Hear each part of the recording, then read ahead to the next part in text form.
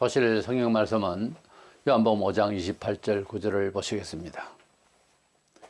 이를 놀랍게 여기지 말라. 무덤 속에 있는 자가 다 그의 음성을 들을 때가 오나니 선한 일을 행한 자는 생명의 부활로 악한 일을 행한 자는 심판의 부활로 나오리라. 아멘. 사람은 언젠가는 죽습니다. 이 죽음에 대한 원인을 여러 가지로 설명들을 하나 죽음의 과정 자체를 생로병사로 그야말로 읽을 뿐이지 근본적으로 왜 죽는지를 모르고 사람들이 죽습니다.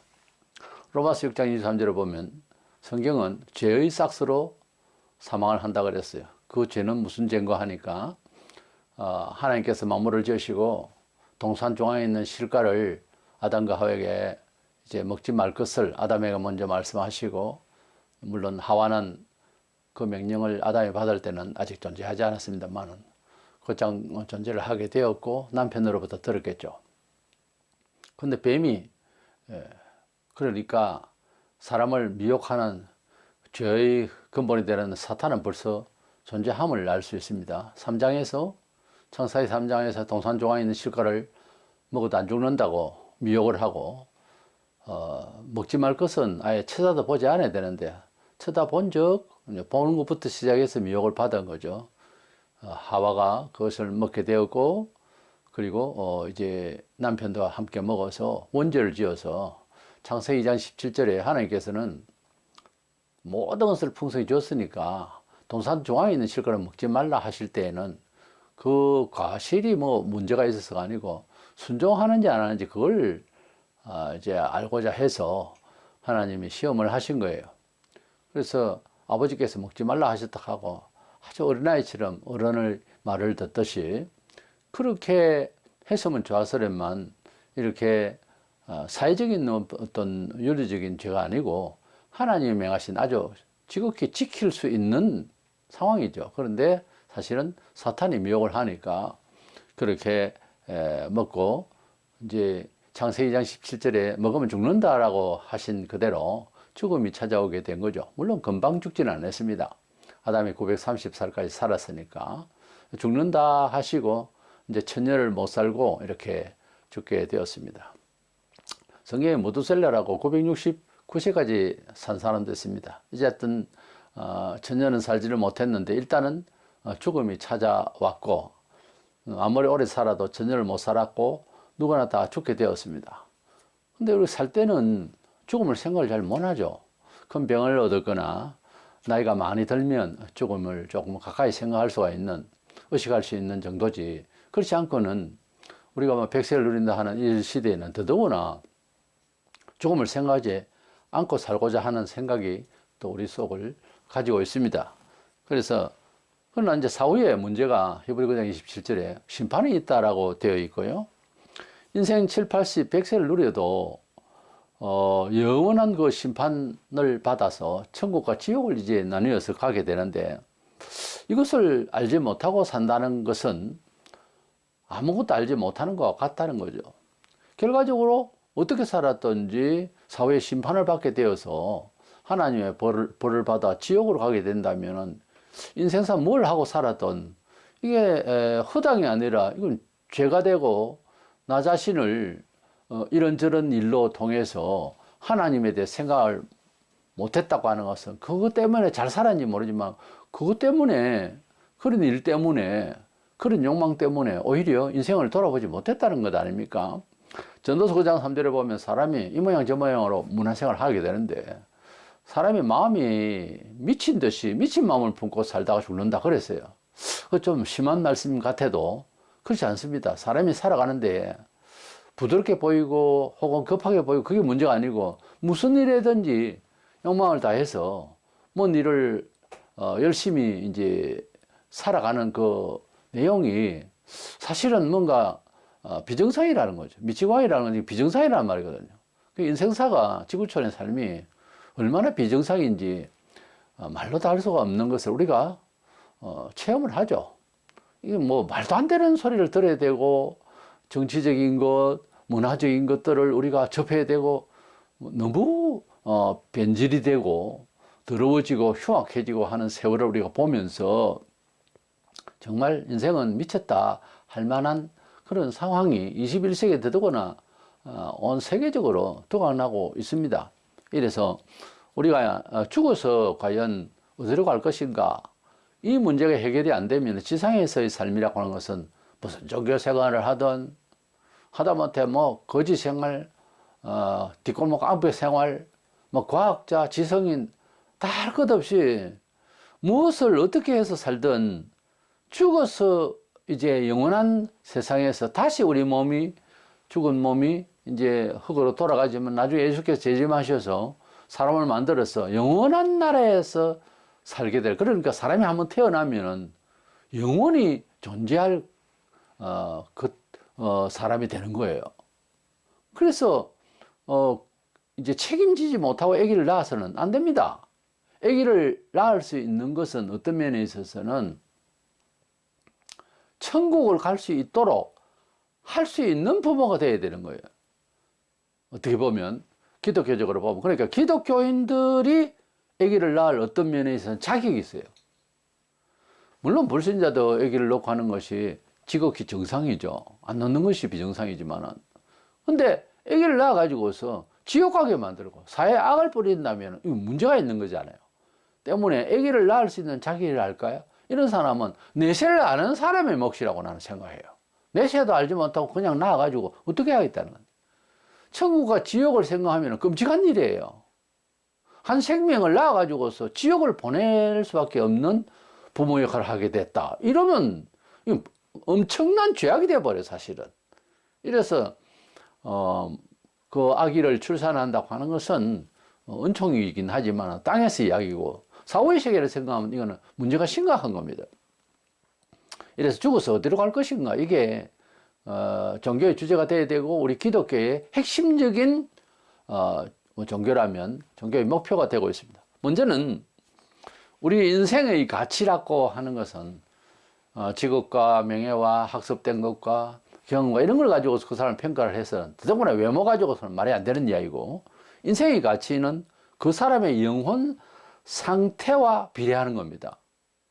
우리 인생이 성경적으로 보면은 원죄와 자범죄로, 그러니까 태초의 죄와 그리고 우리가 살아오면서 지은 죄, 이걸 통해서 영혼이 완전히 사망 가운데서 있다고 성경은 그렇게 말하고 있고, 그 죽음에서 받는 여러 가지 내용이 두려움과 염려와 이런 걸 통해서 또 욕심과 사악한 생각과 별의별 이러한 허망한 세월을 살면서 가지는 심령의 모든 내용들이 사실은 꼭 야밤중에 시신을 목격하고 갑자기 두려워할 정도로 그렇게 인생 사는 것이 정말 이제 내용상으로는 죽어 있는 시신 같은 존재로서 산다라고 봐야 하는, 그래서 영혼 상태로 봐서는 하나님이 우리가 움직이고 말을 하지만 죽은 상태로 보고 있습니다. 우리가 처음에 지음을 받을 때는 하나님의 형생대로 지음을 받아서 하나님의 숨을 받아서 사람이 벌떡 일어났어요. 처음에 흙으로 이렇게 디자인을 하시고 난 뒤에 코에다 생기를 싹 불어넣으니까 사람이 된 거죠. 근데 그 사람이 죽는 존재냐면 안 죽는 존재였단 말이에요. 영원히 살게 되는 존재예요. 그러니까 죽으리라고 그랬죠. 그래서 이제 죽음이 당도하고 그 영이 오니까 제일 첫 번째 나타난 현상이 아담과 하와가 공포에 시달렸어요. 너무 두려웠던 거예요. 전혀 두려워할 일이 없는데 두려웠던 거예요. 뭐 이웃에 사람이 있습니까? 아무도 없는데 두려운 거예요. 그래서 짐승들도 아담이 뭐 이름을 지어줄 정도로 다 지배할 수 있는 상황이었는데 갑자기 두려운 거예요. 죄의 공포가 왔죠. 그래서 그때부터 그야말로 영생을 한다기보다 나 죽겠구나 하는 생각이 벌써 들어온 거죠. 그래서 하나님께서 그 동산에서 이들을, 에덴 동산은 행복이란 복된 곳이라는 곳입니다. 이곳을 이제 줄 수가 없어서 쫓아내 버리려고 이렇게 생각을 할 때에 창세기 3장 20절에 이런 말씀이 나와요. 그가 그의 손을 들어 생명 나무 열매도 따먹고 영생할까 하노라. 그런 말씀이었어요. 그러니까 생명의 열매를 먹고 영생할까 하노라. 계속 살 수가 없다. 왜? 내가 지금 언약 회기를 통해서 한 계시가 먹으면 죽는다 했는데 영생의 생명의 열매를 먹고 여기서 살면 안 돼. 쫓아내야 되겠다. 그렇게 말씀을 하시거든요. 그걸 보면은 원래는 사람이 영생하게 되는 존재였다는 거지. 예. 그때 사람이 지금까지 우리와 함께 살아야 돼요, 원래는. 그런데 이제 영생하지 못하게 내리쳤으니 그것을 먹을 수 있는 영생의 열매도 못 먹게 해버렸다는 거예요. 그런 말씀이 이 말씀. 그리고 에베소서 2장 1절에 보면 그는 허물과 죄로 죽었던 너희를 살리셨도다. 하나님께서 우리를 보실 때 예수 믿으면은 죽은 자리에서 산 자로, 죽은 자리에서 일어난 자로 그렇게 설명을 해요. 그러니까 예수 안 믿으면 어떤 상태인가 하면 똑같은 것 같은데 꺾어서 꽃병에 꼽아서 꽃밭에 두면 얼른 보면 똑같죠. 그러나 곧 꺾어진 꽃나무는 시들게 되어 있잖아요. 다소 몸에 지니고 있는 영양분들이 있지만은 시들게 되고 바람 불고 햇빛 때리면은 그냥 당장 마릅니다. 얼마 안 가서. 이래서 우리 인생은 살면서 늙어서 죽는다 이것이 아니고 옛날에 꺾였는데 80에 죽는다면 가령 80년 전에 꺾여서 이제 부모님으로부터 나와서 그걸 모르고 살다가 차츰차츰 이제 죽음이 다가와서 이렇게 죽는 거고 또 혹시 급사를 할 때도 뭐 가령 일찍 단명을 해서 40대에 죽든다 그러면 40년에 나면서 꺾여서 나왔다는 거지. 그래서 우리가 인생이 죽음을 안고 나온 건지 또 계속해서 살렸고 먹고 사는 건지 이런 걸 생각하면 죽음을 향해서 가고 있는 거예요, 사실은. 그러니까 한정된 죽음, 유한된 죽음을 이제 사형 선고를 받고 사는 거와 마찬가지. 큰 죄로 인해서 사형 언도를 받게 되고 요즘은 사형 제도가 지금 사실 성경적으로 보면 필요해요. 그런데 지금 집행이 안 되고 있는데 무기징역 정도로. 근데 사형 언도를 받아도 금방 집행을 하지 않습니다. 때가 되면 이제 그 사람을 부르면은 그날 자기가 범죄자로서 이런저런 이야기 다 들었으니까 그날 죽는 날이에요. 근데 이제 집행되기 전까지는 안에서 피부가 요즘 안 좋다는 둥, 뭐 수염도 깎고 그렇게 산다고 하는데요. 보면 그렇게 하다가 딱 부르면 얼굴이 완전 굳어지는 거죠. 누구나 좀 무섭게 변한대요. 그것을 집행하는 데에 정말 사형수 여러 사람을 이제 목격하고 그 자리에서 변호도 하고 하던 분의 그 박모 장로님의 그 간증이 유튜브에 있잖아요. 잘 보시고 참고를 하세요. 실화니까. 그렇게 우리 인생이 허물과 죄로 죽었던 존재가 때가 되면은 어느 날 죽는데 마치 사형 언도 받은 사람이 때를 기다리듯이 한참 동안 있다가 이제 부르면 죽는 거예요. 우리 인생은 어떤 면에 있어서는 내일이라는 게 없어요. 내일이라는 게 없어요. 히브리 민족, 히브리라는 말은 강을 건넌다는 말인데 유목민 생활하면서 떠돌이 생활을 했잖아요. 어떻게 보면 우리 성도가 되면은 믿음이 제대로 안착이 되면은 지상에서 부자가 되고 지상에서 안주를 하고 이런 생각을 가지지 못해요. 천국 가기까지 부르시는 대로 옮긴다는 거예요. 부르시는 대로 산다는 거예요. 그래서 인생은 어디서 어디에서 죽을지 모릅니다. 그래서 극단적으로 말해서 인생은 내일이 없어요. 과거만 있고 영생은 있고요. 내일이라는 것은 사실은 잘 없어요. 하나님께서 부르시면 가야 되니까 그 정도로 인생에 있어서 삶의 어떤 유한된 한정된 이 내용에 대한 성경적인 철저한 사유가 바로 잡혀 있어야 됩니다. 안 그러면은 뭐 마음대로 막 살다가 가는 거예요, 잘못하면. 이래서 우리는 허물과 죄로 죽은 존재다. 그렇게 말씀을 하고 있고, 요한복음 5장 25절에 진실로 진실로 너희에게 이르노니 죽은 자들이 하나님의 아들의 음성을 들을 때가 오나니 곧 이때라. 듣는 자는 살아나리라. 이게 무슨 뜻입니까? 죽은 자들이 하나님의 말씀을 들을 때가 오늘 곧 이때라. 예수님 그때 당시에 말씀을 하신 거거든요. 이것은 죽은 상태의 사람들 중에 복음을 듣고 예수님 말씀을 듣고 살아날 수도 있다.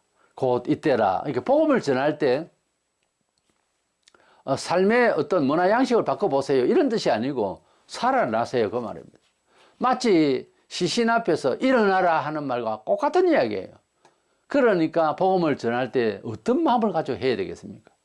복음을 전할 때 내 말을 섞고 내 경험을 이야기하고 우리 인간적인 동정을 한다고 시체가 일어나요?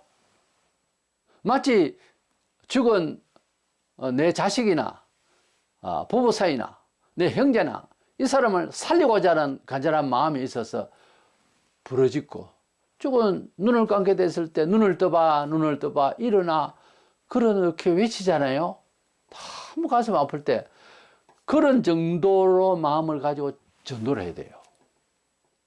우리 교회 오보세요. 그런 게 아니에요. 전도는 죽은 사람을 마치 품에 안고 눈을 떠봐 일어나 하는 정도의 그런 간절한 마음이랄까요. 생명을 사랑하고 아끼는 간절한 마음으로 그렇게 부르는 이야기예요. 전도할 때 그렇게 하세요.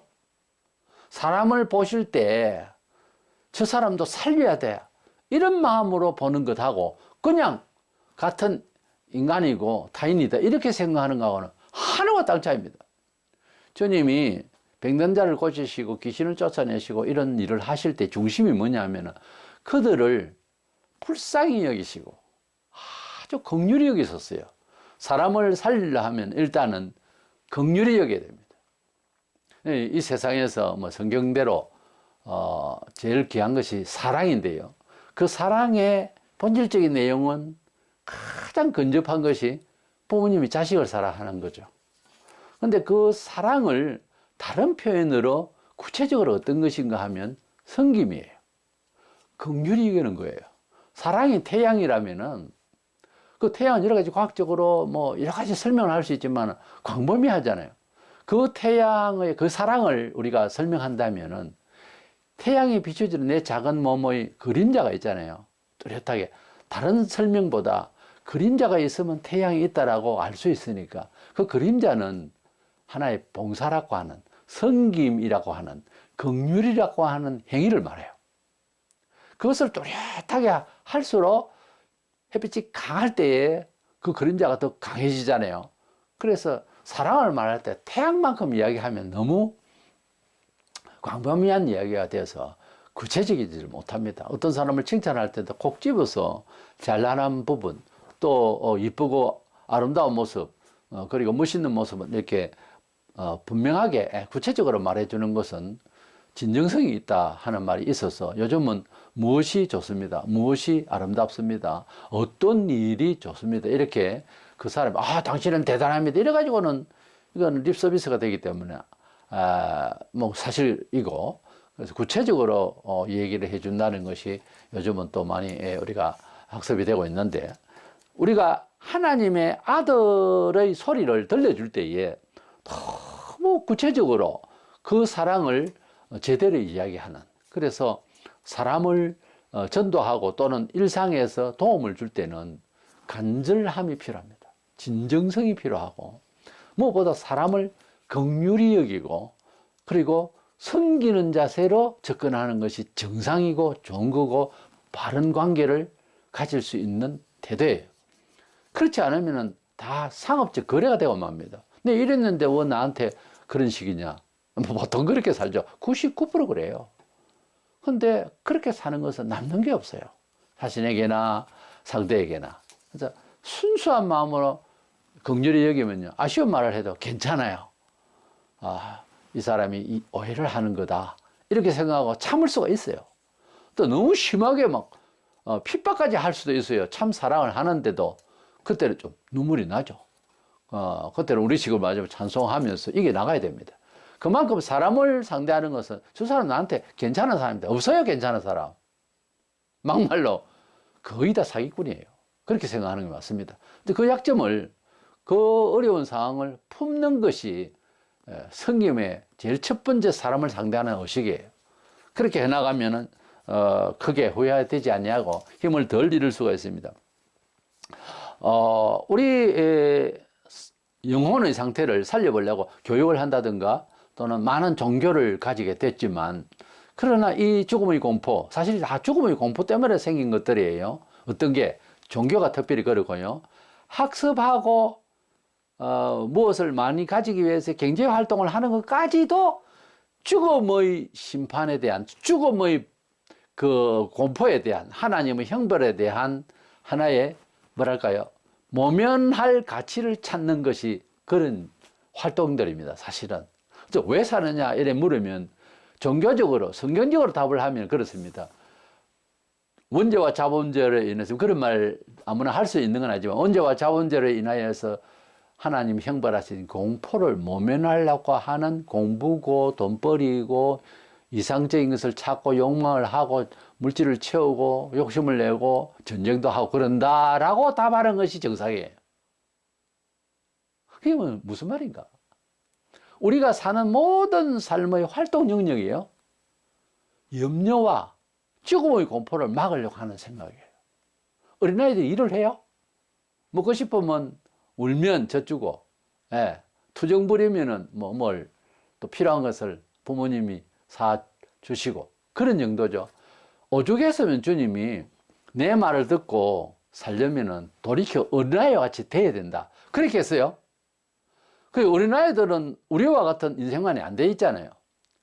우리가 하나님을 만나서 살 때에 너무 세속적으로 잘 따지면은 오히려 믿음이 안 생깁니다. 교회만 다녔지 사는 것은 그대로 세속적으로 계산을 하면서 살면 언제 믿음으로 도전을 해보죠? 어차피 인생 한 번 가는 거 한 번씩 한번 도전을 해봐야 되는 거예요. 세상을 놀랍게만큼 성공을 했다든가 큰 일을 벌려놨다든가 하는 사람들이 보면은 달리 천재가 아니에요. 일반 사람의 10배로 무섭게 도전한 사람들입니다. 다 알고 보면은. 참는 것도 무섭게 참고 일을 저질러도 무섭게 한 사람들이에요. 그런 사람들을 보통 우리가 천재적인 소질 혹은 천재적이라 하지만은 누구나 도전은 할 수가 있는 거예요. 사람에게는 그게 다 있어요. 근데 그 사람은 행동을 해봤다는 거지. 그래서 믿음의 세계에서도 보면은 큰 일을 한 사람은 조상으로부터 받아 물질이 많아서 일을 안 그렇습니다. 기독교지 2000년 역사에 보면 너무 비참하게 살던 사람들, 초등학교도 제대로 못 나온 사람이라도 어마어마한 일을 교회사적으로 해내버린 많은 사람들이 있어요. 그냥 단순히 남의 일이라고 편하게 그냥 투기한 사람이고 하나님 은총을 받았겠지. 남의 이야기는 이렇게 아주 사람들이 후하지를 못하고 그렇거든요. 그러면 안 돼요. 어떻게 해서 그 사람이 그렇게 성공적으로 인생을 살았고 많은 사람들에게 선한 영향력을 끼쳤을까? 그걸 들어야지. 그냥 단순히 그 사람은 특별해. 그요, 변명입니다. 자기 변명이에요. 이 세상은 사실은 성경적으로 보면 사탄이 지배하는 중에 있기 때문에 스스로는 이 죽은 시신이 일어나지 못하듯이, 누가 또 일으킬 수 없지만은 스스로는 죽어 있는, 그래서 영혼이 갈급하고 채워도 부족하고 한 이 자신을 돈과 인격적인 것, 수양까지도 안 됩니다. 이건 이루어 나갈 수가 없어요. 완성할 수가 없어요. 사람이 스스로는. 온 세상이 사탄 가운데 있기 때문에 구조적으로, 그렇다고 자연인이라고 산에만 박혀서 살면 개인적으로는 좀 편안하게 소통하는 사람들이 없으니까 좀 괜찮겠죠. 근데 인생이 나서 이웃과의 관계에서 아무 소통의 관계도 없고, 즉 문화생활의 정상적인 생활을 안 하고 산에만 쓴다 하면, 산에는 토끼도 있고 사자도 있고, 제 말 뜻을 알겠습니까? 짐승같이 사는 거죠. 그게 어떻게 살아? 사람이 사는 것은, 사람 인자도 보면은 이렇게가 서로 기대고 서로 마주해서 사는 겁니다. 그걸 어떻게 인생이라 인간이라 할 수 있습니까? 난 강력하게 반대합니다. 그렇게 살면 안 돼요. 병을 치유하기 위해서 산에서 잠시 수양을 할 수 있으면 몰라도 그 다음에는 이제 문화생활은 어렵지만은 함께 소통하고 살아야죠. 가릴 거는 가리지만 그래도 사회생활을 해야지. 인생은 사회적 동물이라고. 산에 다 올라가면 이 지구촌은 누가 살 건데요? 그게 그렇게 정상적이라면 그건 아닌 거예요. 요한일서 5장 19절에 또 아는 것은 우리는 하나님께 속하고 온 세상은 악한 자 사탄입니다. 안에 처한 것이며 그랬어요.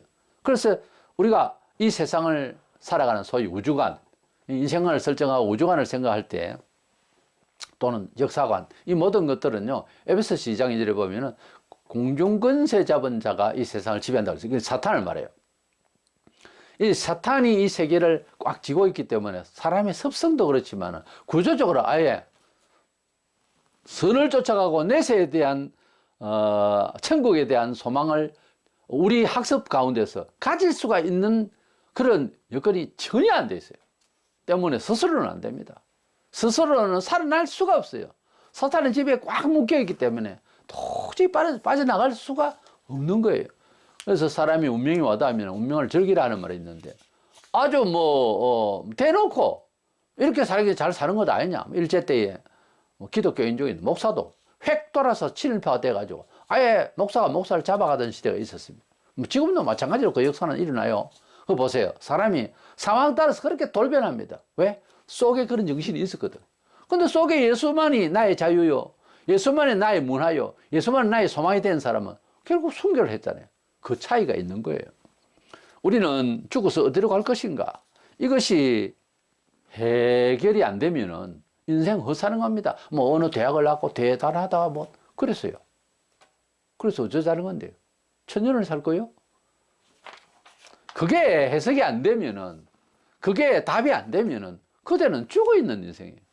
야, 저 시신은 굉장히 아름답다. 야, 저 시신은 키도 크고 이쁘게 생겼네. 아, 저 시신은 맹해가 대단하네. 그런 사람 어디 있어요? 시신은 똑같은 거예요. 맹해가 대단할수록 이상한 거예요, 그 시신이. 그러니까 시체를 보고 뭐 그냥 대단한 인생이라고 그걸 배울 게 없잖아요. 그렇지 않습니까? 세상에 무엇을 닮을까요? 사후학이 지금 결정이 안 됐는데. 이런 그 인간의 삶은 어떤 식으로 이 지구촌은 돌아가고 있는가? 야뭐 3장 19절에 그 정죄는 이것이니, 이 벌에 대한 하나님의 정죄입니다. 곧 빛이 세상에 와서되 사람들이 자기 행위가 악함으로 빛보다 어두움을 더 사랑한 것이니라. 빛이 세상에서, 예수님이 이 세상에 오셨고 복음이 왔고 진리가 있는데 자기 행위가 악함으로, 이건 근설을 말해요.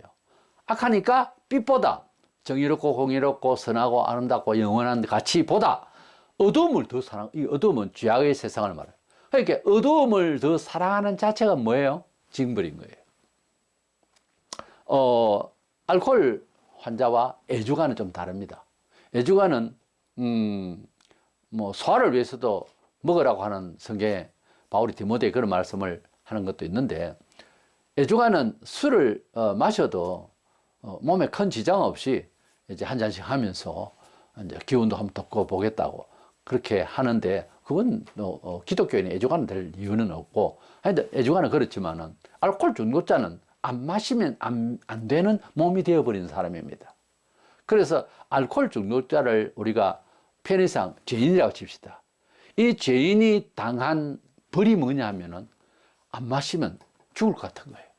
그래서 사람이 살아가는 데 있어서 제일 미혹을 많은 게 이제 먹고 사는 문제에 있어서 물질적인 문제가 더 많겠죠. 부유층이 있는 몇 퍼센트의 사람들 그런 미혹은 별로 안 받겠지만은, 돈을 가지고 사람 마음을 훌치면 꼼짝을 못 해요, 사람이. 얼마 주면 양심이고 뭐고 다 버려요. 자식도 버리고 부모도 버리는 경우가 허다하죠. 그래서 이 세상에서 가장 위험한 사상체가 유물사관의 공산주의 사상입니다. 그것은 사실 실패했다는 것을 우리는 역사적으로 경험을 했죠. 최근 근대사에서.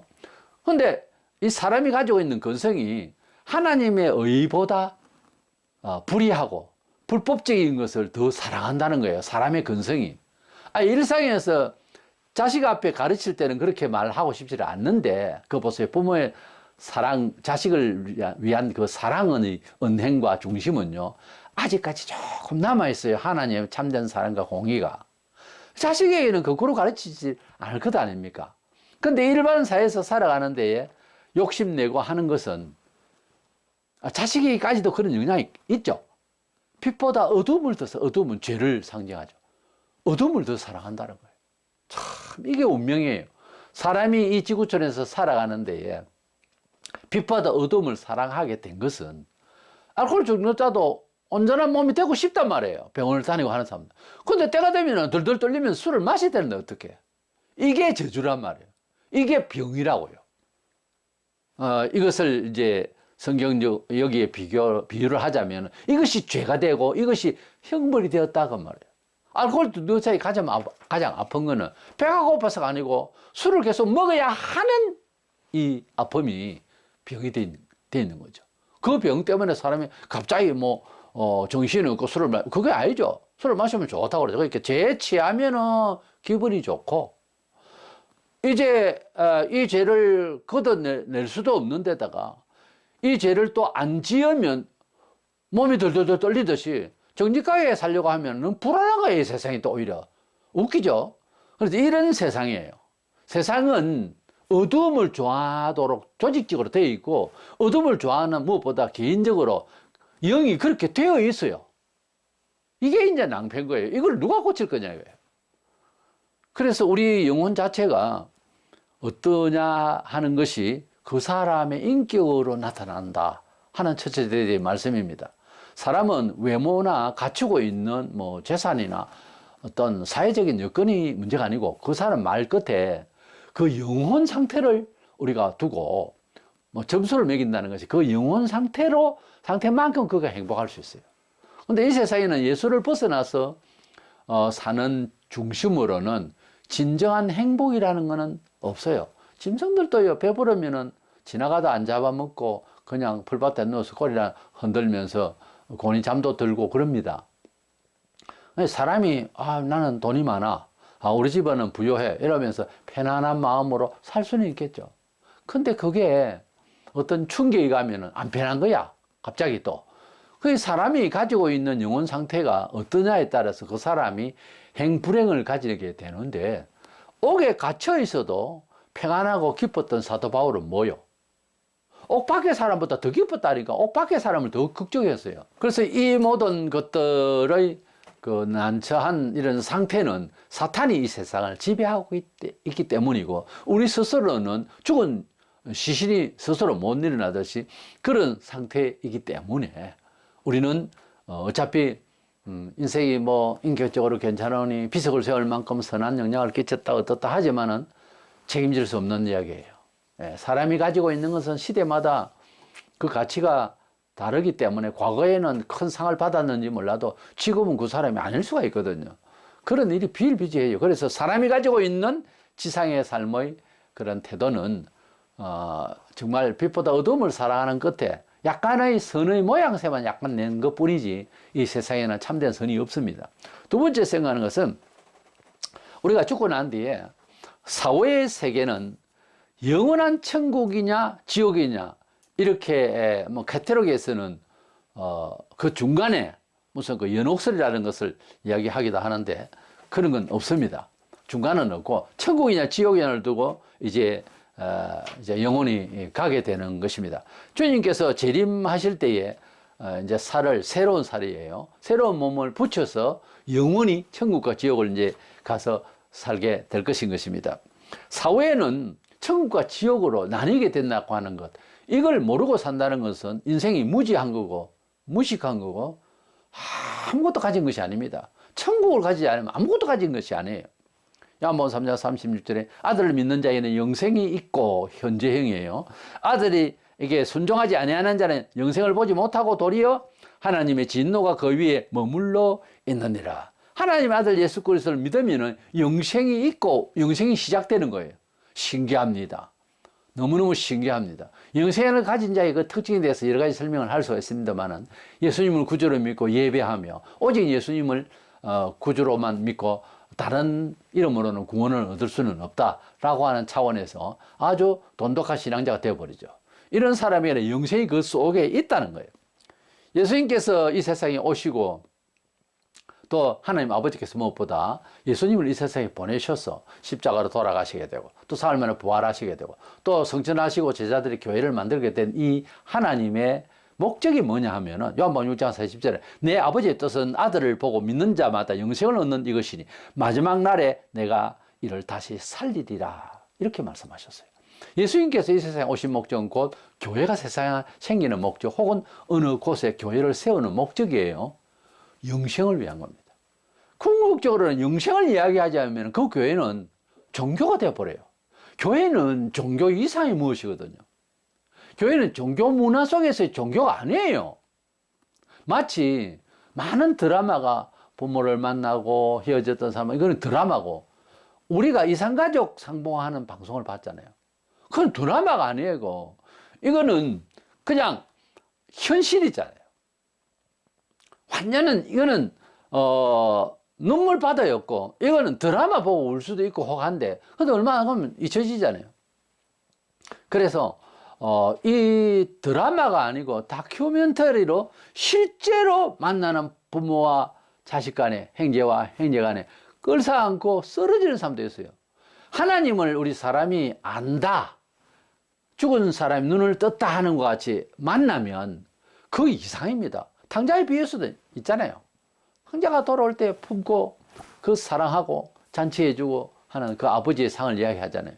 우리가 하나님을 만난다고 하는 것은 당연히 무슨 아주 그 사유하고, 그리고 이제 마음속으로 그냥 뭐 빌고 있는 신이고 뭐 이런 차원이 아니고, 헤어졌던 혈육이 수십 년 만에 만나는 것 이상의 큰 감동이에요.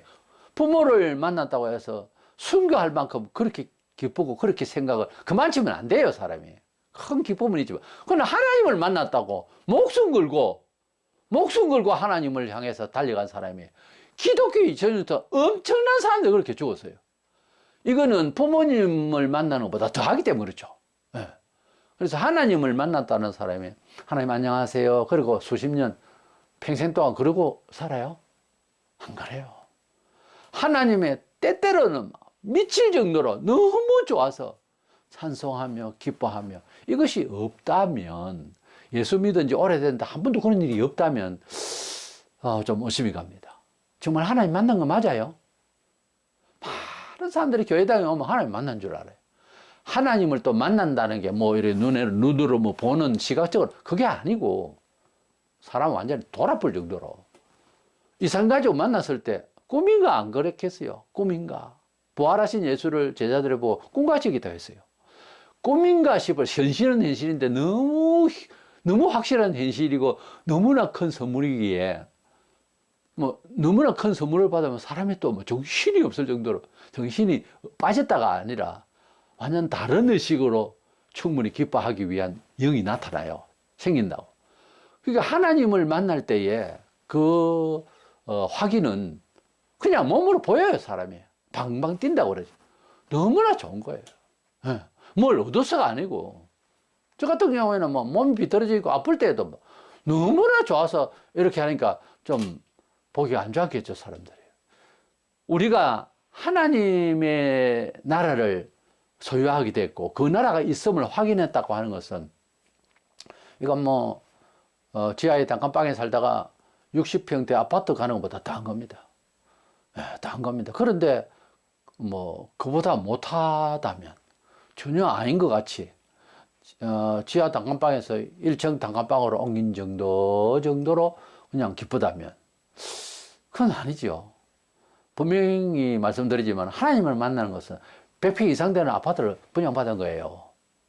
그렇게 차이를 좀 둡시다. 지하에서 1층으로 올라간 정도가 아니고요. 그러면 웬만한 사람이라면 기쁘죠. 제 돈 지긴다고 안 기쁩니까? 춤 안 춰요? 막 춤이 나와야지. 정상이죠. 논리적으로 그렇잖아요. 우리가 세상 경험을 다 그렇게 표현하면서 왜 이거는 아니라고 고집을 피웁니까? 이건 사실이에요. 기독교 2000년 역사가 진실입니까? 진실과 거짓을 이야기하자면 내가 살아온 게 진실입니까? 어느 쪽입니까? 2000년 역사가 더 진실이 아니겠어요? 그래서 세계 종교의 가치를 이야기할 때 얼마나 그 연식이 있느냐를 따집니다. 오랫동안 가야 되잖아요. 불과 뭐 몇 년 안 되고 갖다 막 교주를 갖다가 막 신이라고 그러고 이건 아니지.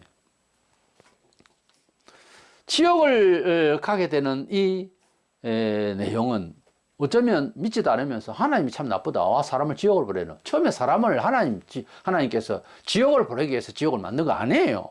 마태복음 25장 41절에 또 왼편에 있는 자들에게 이르시되, 왼편은 불신자란 말이에요. 저주를 받은 자들은 나를 떠나 마귀와 그 사자들을 위하여 예비된 영원한 불에 들어가라. 마귀, 사탄을, 그리고 그 사자들을 위하여서 만든 지옥이라고 그랬어요. 그래서 엄격히 말해서 지옥은 사람을 위해서 만든 것 아니었어요. 근데 마귀를 따라가니까, 그러면 좀 거기 따라가라 이거죠.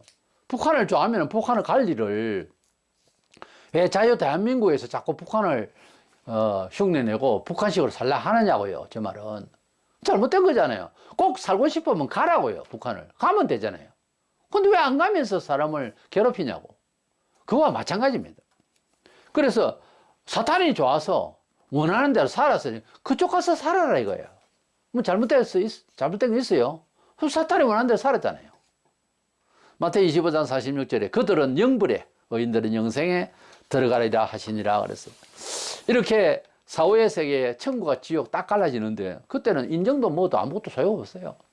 우리가 지상에서 무엇을 바라보고 살았냐에 따라서, 우리 예수님을 바라봤으면 천국이고, 또 천국 가서 상을 받는 것도 차이가 있겠습니다만, 예수 불신했으면 지옥이죠. 사람의 안목과 지각은 이 세상 것만 알아볼 뿐, 우리가 죄인됨에 대해서 죄를 죄로 인정도 안 되고 감각이 없어요. 지식이 안 돼요. 또 사후는 짐승들처럼 뭐 사라지고 자연으로 돌아간다. 어떤 대통령은 죽으면서 나는 한낱 자연의 한 부분이고, 그래서 죽으면 3이라는 것을 그렇게 유서를 남겼는데, 말도 안 되는 소리입니다. 우리 사람이 짐승 같습니까? 짐승이라고 하면 기분 좋아요? 짐승하고 사람하고 차이가 뭐예요? 우리는 영혼이 있고, 짐승은 저 나무와 비슷하게 사멸합니다.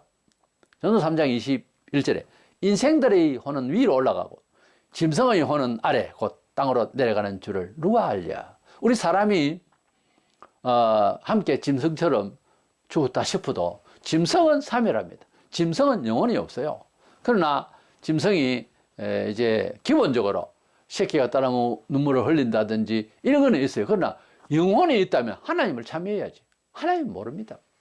그들이 도덕이 있습니까? 수천 년 수만 년이 흘러도 짐승은 짐승인 거예요. 까치는 까치고 호랑이는 호랑이고 그것은 그대로예요. 집에서 키우더라도 다시 자기들이 살 곳에 들로 바다로 고래 같으면 이렇게 보내는 걸 우리가 많이 볼 수 있죠. TV를 통해서. 근데 보내는 사람들이 이런 말 합니다. 역시 이제 강아지든 뭐 또 생선 이런 바다 어물이든 간에 자기가 사는 곳으로 가야 해. 이런 말 하더라고요. 그거 보세요. 뭐 애완견이니 애완 뭐 동물 이런 말 하는데, 요즘 뭐 아직 아기처럼 생각하는데 그걸 사랑하는 게 아니에요. 지금 갖다 놓고 내 좋아라고 갖다 놓은 거, 그게 애완이 아니고 자아를 위한 거예요. 자아견이에요. 애완이면 얘들이 사는 곳으로 보내주는 게 정상이에요. 난 그렇게 생각하죠.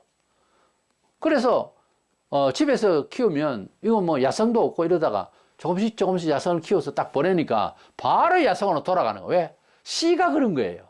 씨가 사람처럼 사는 게 아니에요. 문화를 사람처럼 취급할 일이 아니에요. 또 뭐 선풍기 이런 게 아니에요. 동물은. 근데 뭔가 애완이라 하지만 이건 거짓말이에요. 사람 자기 좋아라고 하는 거지. 동물을 좋아하면 그렇게 하면 안 돼요. 원래대로 보내야 되는 거예요. 이래서 우리 사람은 영혼이 있고 동물과 모든 것은 혼이 뭐 있다 해도 기본적으로 새끼를 사랑하고 하는 건 있어요. 그렇지만은 사람처럼 도덕성 그리고 하나님을 경외하는 종교성 또는 창의성 이런 게 없어요. 까치집이 입구가 지름이 13cm라고 하는데 1000년 전이나 지금이나 똑같이 만들고, 사람은 건축에 보세요. 건축 문화가 완전 바뀌잖아요. 이런 창의성이 없어요. 동물은 기본적으로 자기가 먹고 있고 할 수 있는 뭐 그런 정도지 그 이상은 없어요. 그래서 인생들의 혼은 위로 올라가고 하나님이 심판해서 천국과 지옥으로 이제 보내고, 짐승의 혼은 땅 아래, 그러니까 묻혀서 사멸된다 이런 뜻이에요. 이 사실을 모르니까 죄를 짓고도 죄를 지었는지 말았는지 사람들이 거짓말을 하든지 세상 법을 또 악으로 이용도 해요. 법이 이렇다 이거지. 법 위에 양심이라는 게 있어요, 원래. 또 양심 위에 뭐가 있다? 진리라는 게 있어요. 한참 남았어야지, 확정하기는. 세상 법이라는 게 이게 법이 제대로 법인 줄 압니까? 그래도 어느 정도 지킬 법을 만들어 놨으면은 사회 법을 지켜야죠. 그렇지만 법을 악용한다고, 사람은. 그거 보세요. 사람이 죽음의 공포 때문에 만든 많은 신들이 있어요. 어쩌면 사도행 17장 23절에 말한 대로 모르는 신에게라고 하는 위패를 적어놓고 그거 절하고 대부분 모르고 믿어요. 뭐 다른 종교를 믿어. 그거 잘 모르고 오해를 하고 거기에 빠져서 섬긴다 어쩐다 하면서 불교도요. 제대로 된 불교 없어요, 이 나라에. 하나 불교에 귀했다 그러고 불교에 뭐 심취해서 아주 절을 하고 그걸 알고 해야죠. 알지도 못하고 그뭔 절을 한다고 되는 게 아니에요. 뭐 성철 스님이라고 했죠. 그 사람 절 안 했어요. 절을 해가 되는 게 아니라는 거지. 근데 왜 삼천배를 하고 자기를 만나야 된다? 자기 위상을 위해서 그게 아니에요. 자기 절을 하고 하면 자기 수련이 된다 이거지. 그러고 난 뒤에 정상적인 마음으로 대화하자 이거죠. 그 사람이 그렇게 말합니다. 성철 스님 그 유튜브에 나와요. 사람들이 나를 오해하고 뭐 삼천배를 해야 내가 그만큼 잘나 아니라고. 그게 아니라고. 그런 마음 때문에 절을 하고 완전히 자기 혼을 빼고 정말 자기 욕심 빼고 오해를 빼고 그리고 이제 낮은 마음으로 서로 같이 이렇게 만나야 자기가 부족하니까 대화가 될 거라고. 아주 그러니까 그 사람 참 겸손한 사람이었어요. 어떻게 보면. 우리는 죽는 순간에 불신자라도 가끔 알아요. 사후를. 약간 알고 가는 사람도 있고 고백하다가 죽는 사람도 있어요. 특별히 우리 성도는 이제 그렇게 자신하기가 좀 어렵겠지만 그러나 확신을 하고 있어요. 난 죽을 때 꼭 이 말은 하고 죽어야 되겠다. 난 죽을 때 꼭 나의 식구를 보고 죽어야 되겠다. 이런 마음은 있죠. 그건 하나의 축복이고 마지막 번째 축복하고 싶은 말이고 항상 있죠. 두 손을 꼭 잡고 기도 많이 하고 와라. 이게 내 마지막 유언입니다, 사실은. 그래서 자식이든 누구든 하나님을 이미 만났으니까 기도하는 기도 더 많이 하고 하나님도 사랑하다고 와라고. 그리고 쉽죠. 근데 천국 가지 못한 사람은 처성사자가 옵니다. 성도는 천사가 와서 데리고 갑니다. 마태 18장 10절, 누가복음 16장 22절에 처성사자가 와서 끌고 갈 때에 거짓말이 아닙니다. 정말 영화 속에서 나오듯이 시커먼 모자를 쓴 처성사자가 와서 불신자 영혼을 끌고 가기 때문에 안 가려고 막 몸부림칩니다. 죽을 때 보면 이를 갈면서 거품을 내면서 그런 사람 많아요. 죽을 때 혼 빠질 때 보면 근데 천사가 와서 데리고 가는 사람 어떻습니까? 화랍니다. 얼굴이 밝습니다. 그렇게 밝을 수가 없어요. 깜짝 놀랄 정도로. 우리 성도는 죽을 때에 또 전도할 수 있는 그런 마지막 죽음이 되기를 원하고 우리는 하나님 나라를 바라보는 것이 일생일대의 목표고 최상의 목표고 궁극적인 목표, 인생 사는 목적입니다. 인생관입니다. 죽어서 어디로 가느냐 묻는다면 숨도 안 쉬어 즉답을 하시기 바랍니다. 죽어서는 천국을 갑니다. 이미 영생은 시작되었고 하늘 나라에 들어가게 됩니다.